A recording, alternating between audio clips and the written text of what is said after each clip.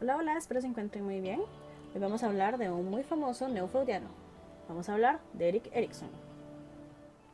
Muy bien, voy a comenzar diciendo que probablemente no esté viendo solamente la cámara, sino que vuelva a ver a un lado porque aquí están mis anotaciones.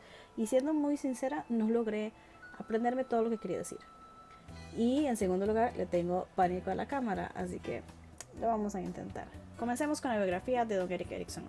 Resulta que nació el 15 de junio de 1902 en Frankfurt, Alemania. Él provenía de una familia muy pudiente de Dinamarca, de un lugar que se llama Copenhague. Según lo que leí, era hijo de Carla Abrahamsson o algo así. No sé cómo se pronuncia exactamente, pero resulta que él no conoció a su padre, o al menos eh,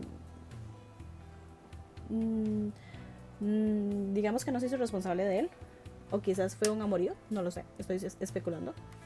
Y su madre tuvo que irse justamente por ese embarazo. Eso sí es verídico. Entonces ella partió de Dinamarca a Alemania, en donde tuvo a nuestro querido Eric. Desde muy joven se destacó en el arte. Esto hizo que él dejara sus estudios de lado y se enfocara más por recorrer mucho de Alemania y mucho de Italia. Estuvo en dos escuelas de arte y logró exponer su arte, de hecho, en la Galería de Múnich. Se consideraba a sí mismo un joven sensible, neurótico y rayando en la psicosis. Y quiero hacer un hincapié justamente en esto, porque creo que es algo que él nunca logró superar. Más adelante hablaremos de las crisis y las explicaremos a detalle. Sin embargo, creo que la teoría de las crisis nació justamente porque él nunca logró superar realmente esas crisis que él considera que tenía. Una de sus grandes crisis fue su identidad. Él buscó por todas partes llenar un vacío existencial, llenar ese vacío que le dejó el no pertenecer ni a una cultura ni a otra, siendo alemanes y judíos. Porque el desconocer a su padre le hizo tener ese gran problema en su identidad, en no saber quién era, en no saber de dónde procedía, no se identificaba ni con uno ni con otro, aunque se inclinaba un poco más hacia el lado alemán, pero tampoco lo aceptaban porque tenía origen judío, entonces era un gran conflicto. Resulta que conoce, gracias al arte, a Anna Freud, que era la hija menor de Sigmund Freud. Y cuando logra conocer a Sigmund Freud, el señor Eric, tenía 25 años. Resulta que el personaje de Freud le llamó muchísimo la atención, tanto que lo identificó como su padre, o como un anhelo de que ese fuera su padre más bien. Para ese entonces él impartía clases a los pacientes de Freud en Viena, Italia. Por primera vez eh, siente haber encontrado una identidad y comienza su carrera en el psicoanálisis, justamente influenciado por Anna Freud y Sigmund Freud. Trabajó con Anna Freud, ya que ella fue quien fue su tutora, por decirlo de alguna manera. Ella lo formó y lo psicoanalizó, y ese proceso tardó más o menos unos 3 años. Ambos trabajaron de la mano, pero Erikson se enfocó muchísimo más en el desarrollo psicosocial del niño, ya que como él impartía clases, le era un poco más fácil quizás, o se inclinaba más hacia la enseñanza. Entonces, tomando esto en cuenta, su análisis se enfocó en el desarrollo psicosocial del niño. Bien, se casa con John Searson. Resulta que me pareció un dato muy interesante porque dice, según lo que leí y lo que investigué, que le trajo mucha estabilidad, tanto en el ámbito social como en el ámbito emocional. Recordemos que en lo social él nunca fue realmente aceptado. Como ya les mencioné, él tenía ese conflicto de no sentirse ni alemán ni judío, aunque se inclinaba más hacia el lado alemán o a la cultura alemana, pero no era aceptado porque toda su familia era judía.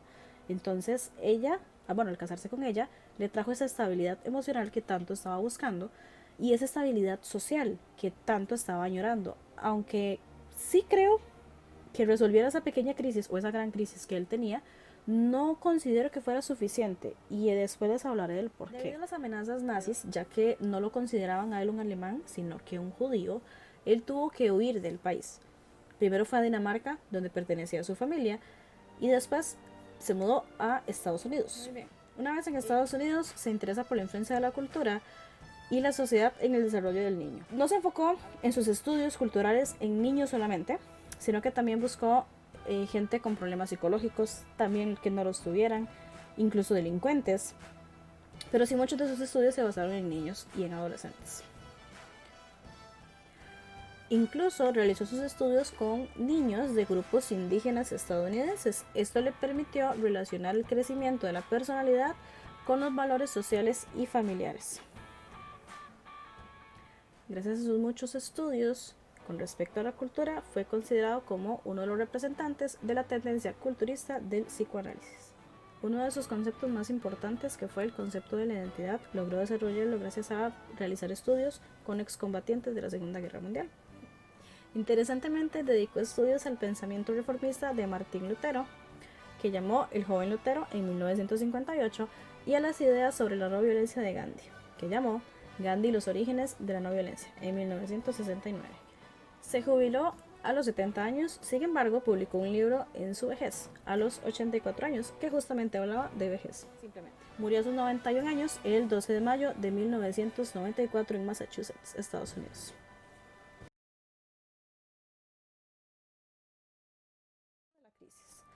Fue un concepto base en todos los planteamientos y todas las ideas que don Eric tenía.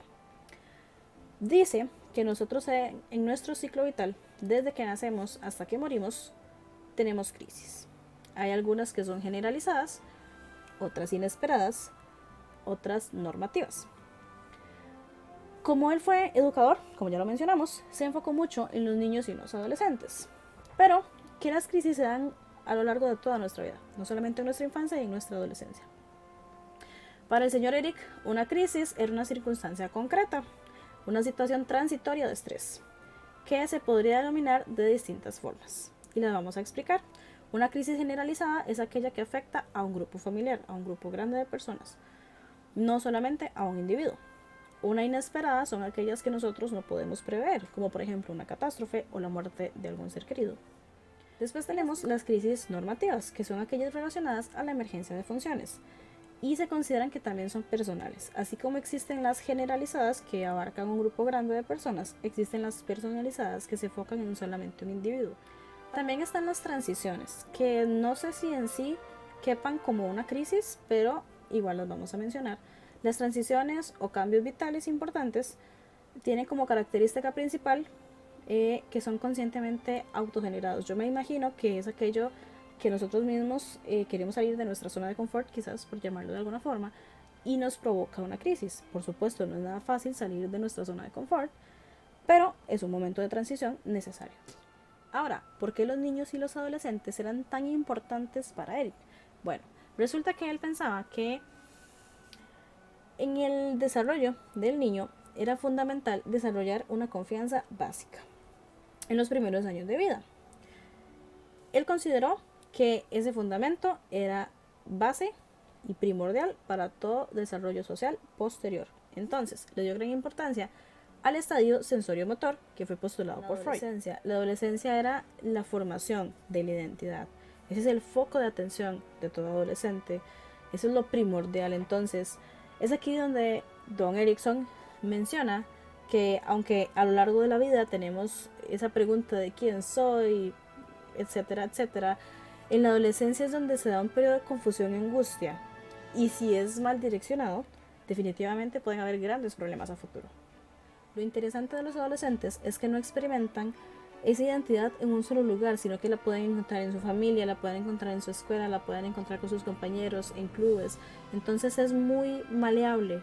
Esa identidad que están buscando desesperadamente, inconscientemente, puede ser muy mal formada o muy bien formada, mal influenciada o bien influenciada, y si llega a ser mal influenciada puede llegar a generar una catástrofe después en esa persona, pero si es bien influenciada puede llegar a crear un ser humano o un adulto de bien.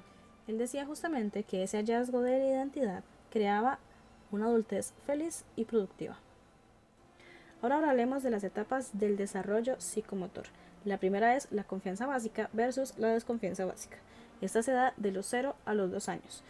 Y nuestra confianza justamente se basa en nuestra madre. Cuando estamos bebés nos preguntamos si estamos seguros y si el mundo en el que estamos es seguro. Si nuestra madre logra darnos esa confianza o desconfianza dependerá de nuestro futuro desarrollo en el ámbito social. Cuando seamos niños más grandes confiaremos o desconfiaremos con mayor facilidad. El número 2 sería autonomía contra vergüenza y duda. Y va aproximadamente de los 2 a los 4 años. Esto quiere decir que estamos buscando quiénes somos. En una pequeña parte, no como en nuestra adolescencia, pero sí estamos buscando cierta identidad. Y nos preguntamos, ¿está bien ser yo? Si esa pregunta es bien respondida, tendremos mucha más confianza en nosotros mismos, no en los demás específicamente, sino en nosotros mismos. Y si no, vamos a desarrollar muchas vergüenzas y dudas que enfocaremos en un futuro cuando crezcamos. El número 3 sería iniciativa contra culpa y va más o menos de los 4 a los 5 años. Aquí nos preguntamos, ¿está bien que yo haga lo que estoy haciendo? Si nos inspiran o si nos aceptan lo que estamos haciendo, tendremos una mejor persecución de nuestros intereses y no nos avergonzaremos tanto. Sin embargo, si no recibimos una buena respuesta, podremos desarrollar la culpa y probablemente no podremos desarrollarnos de una manera normal y cómoda con nosotros mismos. El número 4 sería industria versus inferioridad y va de los 5 años hasta los 12. Aquí descubrimos que tenemos intereses propios y que somos diferentes a los demás. Nos preguntamos, ¿puedo lograrlo en este mundo? Si recibimos un reconocimiento por esto, tanto de parte de nuestros maestros como de nuestros compañeros, tendremos la confianza en trabajar en aquello que nos gusta, aunque sea trabajo duro, pero podremos enfrentarnos ante esa situación.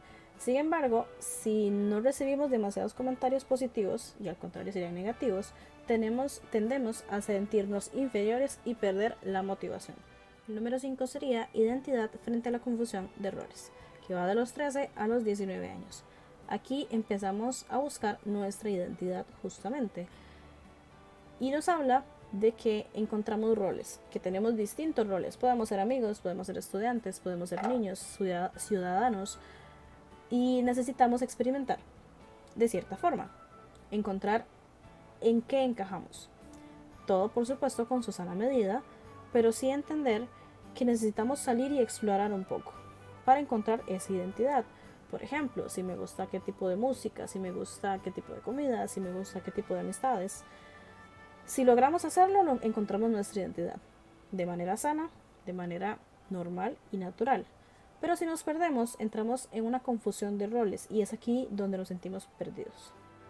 El número 6 sería intimidad contra aislamiento y va de los 20 a los 40 años. Ya para esta época sabemos quiénes somos, qué queremos y hacia dónde vamos, lo que nos da muchísima estabilidad, seguridad y felicidad. Si no logramos establecer esas relaciones íntimas o esos logros personales que tanto tenemos y queremos, nos sentimos aislados y solos. El número 7 sería generalidad versus estancamiento y va de los 40 a los 65 años. Esta es la etapa en donde las personas desean sentirse útiles. Ya trabajamos y probablemente estemos en ese tiempo en donde estamos por pensionarnos. Queremos sentir que todavía ayudamos a la siguiente generación. Si no nos sentimos del todo útiles, entramos en conflictos en donde sentimos que no hemos hecho nada y entramos en una etapa de estancamiento. Y por último, la etapa número 8 sería la integración del ego versus desesperación y va de los 65 años hasta nuestra muerte. En esta etapa nos preguntamos cómo lo he hecho. Si respondemos a esa pregunta con una manera o de una manera satisfactoria, nos sentimos íntegros, nos sentimos realizados. Sin embargo, si no experimentamos una buena respuesta, podemos sentir desesperación y volvernos gruñones y amargos, porque en esta etapa de la vida no hay mucho más que hacer, nos volvemos más lentos, empezamos a mirar hacia atrás, hacia nuestras vidas, que logramos, que no, y empieza esa amargura, quizás, o ese mal sabor de boca de no haber podido lograr todo lo que deseábamos. En conclusión, estoy bastante de acuerdo con las ideas que propone el señor Erik Erikson. Es muy interesante ver su biografía, ver por todo lo que pasó y me hace comprender muchísimo por qué da tanta importancia a ese concepto de crisis, por qué le da tanta importancia a los niños y a los adolescentes, cómo explica cada una de las etapas y realmente comprendo la intención que tenía para plasmar todo lo que plasmó. Es sumamente interesante y sumamente motivador. Realmente creo que todos hemos pasado por una crisis. Quizás no la hemos llamado crisis, pero sí lo hemos hecho. Entonces es muy interesante ver que podemos resolverlas y quiénes o en quiénes debemos enfocarnos cuando estemos en esa etapa de nuestras vidas específicamente para poder superar dicha crisis. Realmente fue un trabajo bastante bonito de realizar y espero les guste muchísimo el video.